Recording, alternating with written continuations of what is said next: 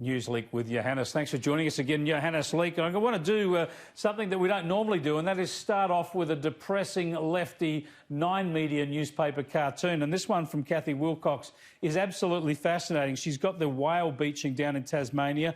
A reporter there saying nobody knows why the whales get stranded or how we can prevent these events occurring. And she's got them saying, guess who gets the tax cuts? I'm just sad. I missed the ABC. The climate's cooked. Trump will probably steal the election. Politicians are corrupt. She's got all these whales suiciding because of her political issues. Yes, well, she's certainly channeling a kind of a whinge list through those poor whales down there in Tasmania. But yes, it certainly gives you a real penetrating insight into the things that bug Kathy Wilcox. They're all listed for you there in each caption. I just recommend that Kathy Wilcox does not go swimming anytime soon. Let's go on to some coronavirus cartoons, and this is a ripper from Mark Knight in the Herald Sun, where he's got the mutation of the coronavirus now, so that it's actually been found that it's causing these various Victorian politicians to forget what on earth they've done and what they're supposed to be doing. And I reckon the cartoon of the week, Johannes, is yours from the Australian earlier this week, where you've got Daniel Andrews surrounded by riot police going in the motorcade like Chairman Xi Jinping, surveying all the wreckage and saying, see, that wasn't so hard now, was it?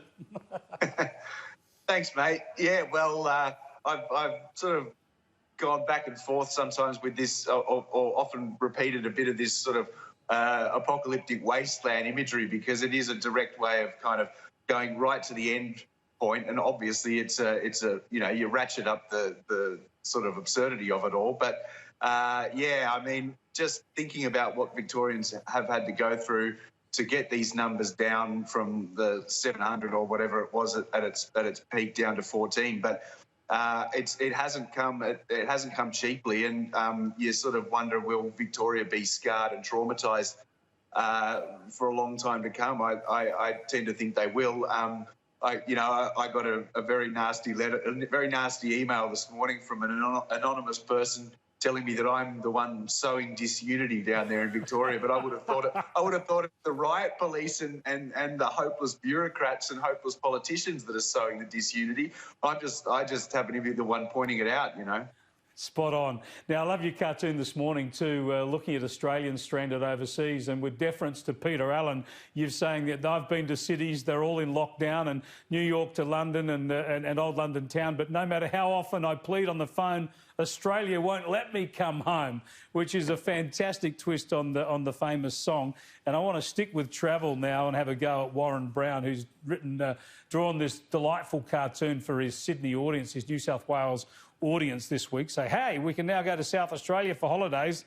Twiddle their thumbs for a couple of frames. And did someone say KFC? I don't like that one, Warren. I love South Australia. There's plenty to see over there.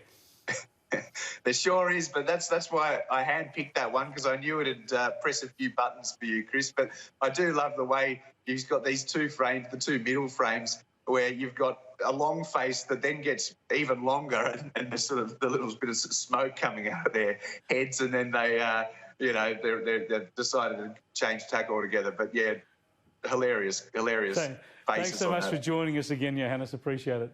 Pleasure, mate. Cheers.